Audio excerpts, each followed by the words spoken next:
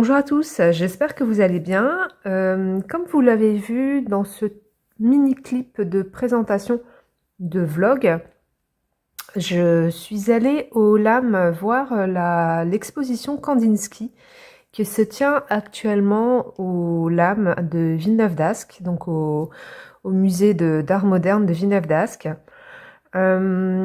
Et du coup, je voulais en parler un petit peu avec vous. Donc, je suis passée à la boutique juste après et je me suis pris un joli marque-page, très coloré, très Kandinsky. Et comment ça s'appelle? Le numéro hors série de Connaissance des Arts qui est consacré entièrement à Kandinsky. Donc, l'exposition, c'est Kandinsky face aux images. Donc, ils ont pris le parti comment dire, d'exposer les œuvres de Kandinsky et également ce qui concerne son matériel d'inspiration. Donc, vous avez des carnets de voyage, vous avez des revues. Donc, j'ai trouvé que c'était assez intéressant. Certaines des œuvres sont vraiment très belles. Si vous aimez les couleurs, c'est vraiment un plaisir pour les yeux. Vous voyez la reproduction de ce tableau-là. Ce tableau est exposé et les couleurs en vrai sont vraiment magnifiques. Vous avez également des peintures tempera qui sont exposées. Tac, tac, tac, je vais regarder si je... Celle-ci, par exemple. Cette œuvre-là est exposée. Là, sur le papier, et encore plus à mon avis, vous, au niveau de la vidéo, je vous filme une revue, ça doit être catastrophique au niveau des couleurs, mais quand vous voyez l'œuvre pour de vrai, en fait, ça n'a rien à voir. Et je trouve que c'est vraiment, si on aime la couleur, si on aime oui, c'est ça, la vibrance de la couleur, etc., je trouve que c'est vraiment une belle exposition. J'ai un petit bémol par contre sur cette exposition, j'étais assez surprise parce que moi je m'attendais à voir quelque chose de très coloré, très voilà, d'en avoir un peu plein les yeux, et en fait j'étais très surprise par le choix scénographique qui a, à mon sens, un petit peu éteint les couleurs, c'est-à-dire que vous avez des salles qui sont très très faiblement éclairées. Parfois, quand vous avez des salles qui sont pas éclairées, les œuvres sont très bien éclairées et du coup ça fait un contraste et ça pose pas de souci. Mais là, moi, ça m'a vraiment posé problème parce que j'ai vraiment eu l'impression d'être dans le sombre et sans avoir ce contraste de lumière. Donc du coup, j'étais un peu gênée par rapport à ça. Mais comment dire, le contenu de l'exposition est très intéressant. À mon avis, j'y retournerai parce que j'ai comment dire, j'en parle pas beaucoup, mais en fait je suis une personne avec un handicap physique. Et du coup, c'est compliqué pour moi de rester debout, de me déplacer, etc. Donc là, j'ai traîné la patte à la fin, c'était compliqué. Donc j'y retournerai pour voir plus spécifiquement des œuvres sur lesquelles je me suis un peu moins attardée parce que j'avais mal en fait. Donc je suis rentrée à la maison plus rapidement que prévu. Mais je voulais vous en parler si jamais vous êtes sur le secteur, allez-y. Le musée du LAM, c'est un musée moi que j'apprécie beaucoup. J'habite pas très très loin en fait du musée et c'est vraiment un endroit que j'apprécie beaucoup. J'y vais depuis que je suis petite, donc c'est un endroit que voilà que je fréquente assez régulièrement.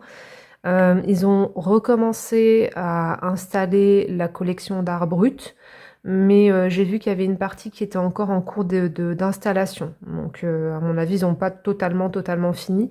Je trouve que par rapport à la collection d'art brut, vous avez moins d'œuvres que précédemment, ou c'est peut-être une impression, hein, parce que ça faisait longtemps que j'étais pas allée. Je crois que ça devait faire à peu près 2-3 ans qu'il était fermé, le musée.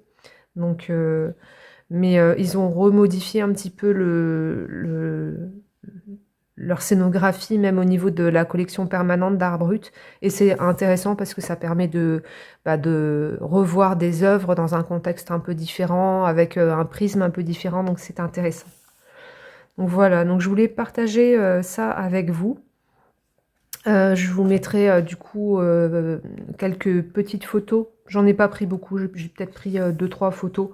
Je me suis surtout concentrée sur sur l'exposition en elle-même et sur la gestion de la douleur qui était compliquée aujourd'hui. Franchement, il y a des moments c'est chaud. Voilà. Et donc si jamais vous n'êtes pas dans le coin, sachez que voilà, le Connaissance des Arts qui a été publié en hors-série, donc qui a été fait j'ai oublié de dire que l'exposition a été montée en collaboration avec le Centre Pompidou. Donc, le Centre Pompidou a prêté des œuvres au LAM. Donc, c'est des œuvres qui ne sont pas là normalement en permanence, mais qui ont été prêtées spécifiquement pour l'exposition. Et la revue Connaissance des Arts a sorti un hors-série. Le hors-série, je trouve qu'il reprend bien l'esprit de l'exposition, et beaucoup d'œuvres sont photographiées dedans, donc c'est intéressant, même si jamais vous ne pouvez pas y aller. Ça peut aussi être un moyen d'en savoir un peu plus et puis de se cultiver sur le sujet. Donc voilà ce que j'avais envie de partager avec vous. Écoutez, sur ce, je vous laisse pour le moment et je vous dis à plus tard. Bon bah recoucou, écoutez, j'ai été extrêmement faible. Très très faible. J'ai vu des vidéos passer sur la boîte de crayons de couleur de chez Action et j'ai craqué. Je suis passée chez Action et voilà, j'ai pris une boîte de crayons de couleur. Alors, je ne regrette pas. Souvent, en fait, ce qui se passe, c'est que je vais chez Action en ayant toujours l'espoir de tomber sur un matériel où je vais être satisfaite, ça va être une bonne affaire et tout. Et je suis, on va dire, 90% du temps, je suis déçue, n'est-ce pas? C'est très très rare quand j'aime bien le matériel Action. J'aime bien leur feutre acrylique, j'aime bien leur feutre à alcool, mais encore...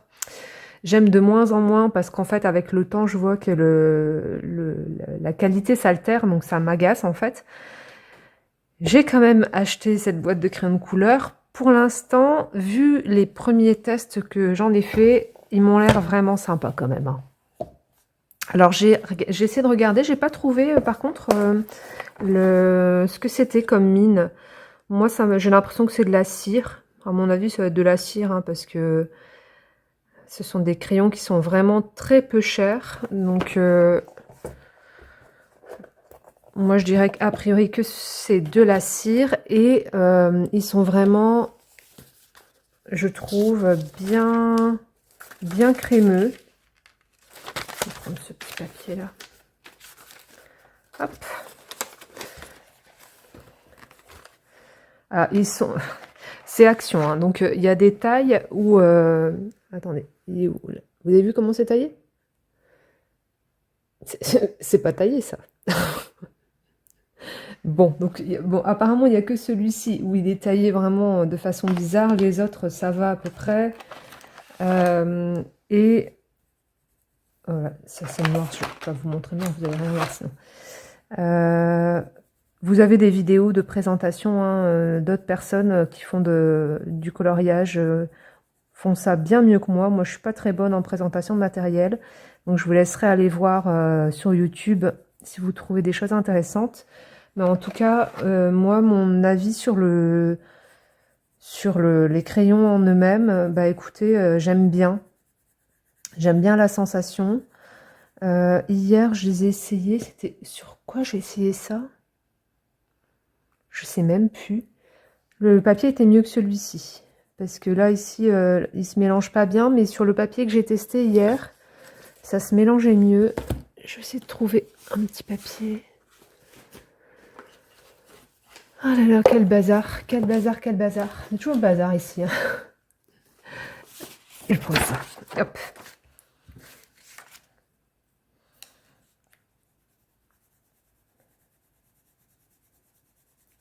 Vous voyez, ça se pose tout seul. Et j'ai l'impression qu'il se mélange bien. Alors, la seule chose qu'il va falloir voir, c'est au niveau de la durée du pigment. Moi, j'espère que le pigment va pas virer de couleur avec le temps. Parce que au niveau des feutres à alcool, c'est ce qui se passe en fait avec mes feutres à alcool. J'ai des feutres à alcool, pas les anciens. Les anciens, ça fait déjà très longtemps que je les ai et ils tiennent toujours. Mais les nouveaux feutres à alcool, en fait, ils sont très inégaux dans la pigmentation. Ça fait des taches par moment. Quand vous voulez faire un aplat de couleur, bah, ça vous fait des auréoles, ça vous fait des taches d'alcool. Et c'est aussi, ils sont pas bons par contre au niveau résistance à la lumière et résistance des pigments dans le temps. Donc là, je sais pas du tout au niveau du crayon de couleur ce que ça va donner, mais bon, je trouve que pour faire une petite page comme ça sans se prendre la tête, ça peut être pas mal. Donc voilà ce que je voulais vous dire. Je vais peut-être me sélectionner une petite illustration là pour cet après-midi pour faire un truc un peu sympa. Je vais regarder ce que j'ai. Ouais, je pense que je vais prendre celle-là. Ça va être assez simple. Ça va me permettre de tester un peu mes crayons. Je n'ai pas fait de nuancier. Hein. C'est à l'arrache, comme d'hab. Hein. On ne change pas une équipe qui gagne. Tac, tac, tac. Je ne sais même pas dans quel type de couleur je vais aller.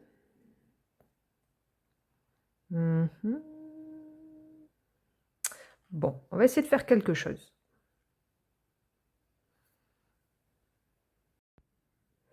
Alors, on est le lendemain. Hier, du coup, j'ai travaillé sur mon illustration dans le Lulu Maillot. Elle n'est pas tout à fait finie. J'en suis là. Je vais m'occuper d'agrémenter un peu le fond, de faire les finitions, etc. De toutes les manières, si jamais ça vous intéresse, la vidéo qui suivra ce vlog sera consacrée à la mise en couleur de cette illustration. Donc, comme ça, vous aurez la façon, vous verrez la façon dont j'ai procédé avec du coup les crayons de couleur de chez Action. Et je voulais en profiter pour vous faire un retour sur ces crayons de couleur. Parce que du coup, donc, j'avais, moi j'en ai entendu parler sur YouTube, les personnes qui parlaient de ces crayons avaient des propos assez élogieux par rapport à ces crayons. Donc j'étais vraiment curieuse de savoir ce que ça donnait, en sachant, comme je vous l'ai dit précédemment, que moi je ne suis pas forcément fan du matériel artistique de chez Action, parce que très souvent, alors parfois il y a des pépites, mais c'est rare. Et très souvent, le matériel, il n'est pas de très bonne qualité et il n'a pas de tenue dans le temps. Ce qui fait que j'ai remarqué que par rapport à ma pratique, c'est pas avantageux pour moi d'acheter du matériel de chez Action. On peut avoir l'impression de faire des bonnes affaires parce que le matériel est peu cher, mais en fait, je vais prendre un exemple tout bête. Ici, j'ai un encrier Decotime, donc de chez Action, que j'ai acheté, je pense que ça doit peut-être faire 6 mois, quelque chose comme ça. L'encre n'est pas de très bonne qualité et il est quasiment sec. Avant cela, j'avais déjà eu une mauvaise expérience avec de l'encre de chez Action, où c'était pas tellement pigmenté et c'est devenu sec très très vite. Pour vous donner un ordre de comparaison, là je ne l'ai pas sous la main. Attendez, si, quittez pas.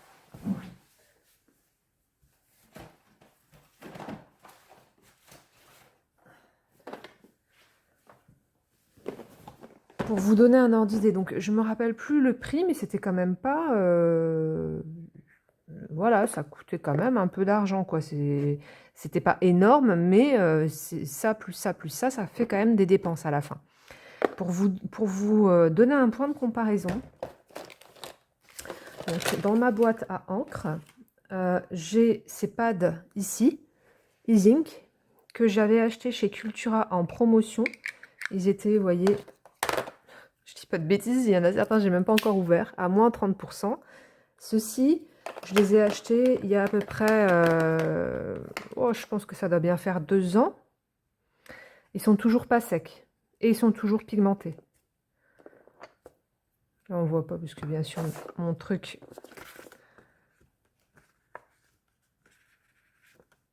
Vous voyez? Celui-ci, c'est encore plus vieux. Ça doit faire au moins... je pense que j'ai dû les acheter à peu près vers 2017, 2018. Donc vous imaginez, 2017-2018. Donc forcément, c'est pas tout à fait le même prix que celui-ci, mais depuis 2017-2018. Il y a encore de l'encre dedans et l'encre n'est pas sèche. Donc là, vous le voyez peut-être moins parce que c'est de l'encre Distress Ink Oxide. Et vous voyez, depuis 2017-2018 à peu près, que j'ai ça. Et ça tient toujours. Toujours. J'en avais acheté 2 à l'époque. Et mes 2 pads tiennent toujours. Vous voyez? Et ils sont pigmentés. Et je sais que ceux-là, le pigment dans le temps, ne bouge pas. C'est-à-dire que si je fais de l'ancrage dessus sur des cartes ou des choses comme ça avec ce type d'encre, ça ne bougera pas. Ou très très peu. On n'est pas du tout sur la même qualité. Donc voilà pourquoi moi j'aime très très moyennement les produits Action. J'étais quand même curieuse de... que voulez-vous? La passion crayon de couleur était quand même plus forte. Et j'ai quand même voulu tester cela pour voir un peu. J'étais curieuse des propos vraiment très élogieux sur ces crayons de couleur. Alors moi, mon avis sincère et honnête... pour vous donner une échelle, vous avez les... comment ça s'appelle? Les Giotto. Pour moi, les Giotto sont supérieurs à ces crayons-là. Ceux-là, de mémoire, j'ai dû les payer 7,95 € la boîte. Donc, c'est la boîte de 72. Je pense que ça doit être des crayons à base de cire. Quand on applique le crayon de couleur, ça donne vraiment cette impression-là. Ils sont pigmentés, mais pas non plus si pigmentés que ça. C'est-à-dire que quand on les applique, si je les applique comme ça, juste la couleur que je mets sur le papier. Donc là, c'est un papier, le géant des beaux-arts, papier à dessin avec un léger grain. Donc, on voit que c'est pigmenté, il n'y a pas de souci. Si j'essaye de faire un petit dégradé vite fait,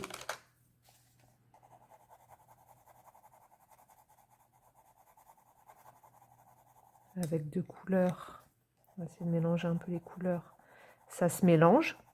Donc sur le papier à grains, ça fonctionne. Sur du papier lisse, comme je vous ai montré hier, là, sur mon petit bloc-notes, donc c'est un bloc-notes tout bête, là, ici, ça se mélange beaucoup moins bien. Donc sur un papier de moins bonne qualité, type Amazon, à mon avis, ça marchera beaucoup moins bien. Ce sera beaucoup moins pigmenté. À l'utilisation, on sent qu'il y a plus de cire que de pigment. C'est-à-dire, et ça fait un effet un peu... moi, je remarque ça aussi avec les Brutfuner qui sont de bien meilleure qualité. Par contre, les Brutfuner, pour moi, ils sont vraiment bien au-dessus de ces crayons-là. Quand vous utilisez les Brutfuner, en fait, au bout d'un moment, ça vous fait comme un petit... je trouve que ça fait un petit peu un dépôt grisâtre, comme ça. Et je pense que ça doit être dû à la qualité du liant qui est utilisé dans le crayon de couleur. Bah là, ça fait ça de façon plus prononcée. Donc, ici, j'ai réussi à avoir des résultats quand même de dégradé, etc. Mais moi, en tout cas, je le vois, ça fait vraiment comme un petit film grisâtre. Je le vois surtout par rapport au vert. Peut-être que vous, à l'écran, vous voyez pas forcément de la même façon, parce qu'il y a toujours une différence entre ce qui est filmé et la réalité. Mais moi, je vois en fait que déjà, je sais comment j'ai appuyé sur mes crayons. Avec des crayons, même Giotto, la pigmentation aurait été beaucoup plus intense. Ça, c'est sûr et certain. Et j'aurais pas eu ce petit effet de film grisâtre que moi je n'apprécie pas quand je fais du coloriage, j'apprécie pas trop ça en fait. Donc ils sont bien pour, voilà, pour tester. Si on n'a jamais fait de coloriage, etc., pourquoi pas, juste comme ça pour voir. Maintenant, si vous débutez, moi, c'est pas forcément des crayons que je vais vous conseiller dans le sens où vous, très très vite, vous allez vous ennuyer, vous allez avoir plus de difficultés à faire des dégradés et des mélanges, ce qui peut être frustrant en fait. C'est ça le truc. C'est pas que ça va pas fonctionner, vous voyez, on peut faire des dégradés, on peut faire des mélanges, il n'y a pas de souci. Mais c'est beaucoup plus compliqué parce que les matériaux utilisés sont pas de très très bonne qualité. Et comme c'est plus compliqué, des fois on peut avoir tendance à se décourager, ce qui est dommage en fait. Donc voilà, je voulais vous en parler. Surtout que très très souvent sur les réseaux sociaux, on entend des choses extrêmement positives sur le matériel Action. Alors moi, je suis pas forcément de cet avis-là, même si ça peut, comment dire, si ça peut énerver, c'est comme ça. Moi, je préfère personnellement acheter un peu moins de matériel avec une qualité un peu plus au-dessus. Dans les petits prix, en crayon de couleur, ceux qui, à mon sens, sont bien meilleurs que ceux-là, ça va être les Giotto Style Novo. Ceux-là, moi, je les utilise encore maintenant, alors que j'utilise aussi des gammes beaucoup plus onéreuses. Je continue à les utiliser, je trouve qu'ils sont très intéressants. La seule chose, c'est que les Giotto, ils ont une étendue de couleurs qui est quand même plus limitée. Donc, du coup, bah, on va vite tourner avec les mêmes couleurs et puis il faut faire enfin, voilà, faut mélanger et nuancer vos couleurs pour obtenir des effets un peu plus intéressants. Donc, vous avez les Giotto et la deuxième gamme où moi je trouve que moi, ils sont quand même. Moi, je les utilise beaucoup. Ça va être les Brutfunner. En fait, il y en a deux que j'utilise beaucoup parce que c'est des moyens de gamme et qui sont à peu près équivalentes. Vous allez avoir les Brutfunner et vous allez avoir les Castle Art Supplies. Donc, si vous voulez quelque chose de pas trop cher, moi, je vous conseille plus de partir là-dessus. Ou alors, ce qui est une bonne option à mon sens, et moi, c'est comme ça que j'ai fait par rapport à mes propres gammes. Ben, en fait, j'ai guetté les promotions, que ce soit au Géant des Beaux-Arts ou chez Cultura aussi. Des fois, chez Cultura, ils ont des promotions 3 plus 1 offert ou des choses comme ça. Et dans ces cas-là, moi, j'achète mes crayons à l'unité. Comme ça, bah, le mois où je peux mettre 5 euros, bah, je mets 5 euros. Voilà. Et comme ça, je me constitue ma gamme petit à petit avec du matériel de meilleure qualité qui va plus durer dans le temps et que je sais que ça va me permettre aussi de progresser dans ma pratique et voilà, d'ouvrir le champ des possibles, ce qu'on ne peut pas forcément faire avec des crayons très très très petit budget. La dernière chose que je voulais vous dire avant de vous laisser, c'est que ces crayons-là, ils sont triangulaires. Je ne sais pas si vous allez le voir. Hop. Comme les Faber-Castell Black Edition. Donc, je ne les ai pas testés dans mon dalle pour les tailler, pour pas abîmer mon taille-crayon. Comme de toute façon, c'est des crayons de couleur qui coûtent très très peu cher, j'ai utilisé un taille-crayon Faber-Castell. Et ça passe dedans, ça se taille bien, donc ça va, il n'y a pas de souci. On sent qu'il y a un peu de résistance parce que le crayon est triangulaire, mais ça va, ça se taille bien. Donc voilà. Donc voilà pour ces crayons. Je pense que je vais vous laisser là pour ce mini vlog. Je vais terminer cette page. Je sais pas trop encore comment je vais faire. Je vais peut-être sortir mes pastels pour faire un peu de pastel au fond. Et puis, je vous posterai du coup la vidéo après celle-ci. Sur ce, je vous dis à bientôt. Je vous fais des bisous. Et voilà, c'est tout. À plus!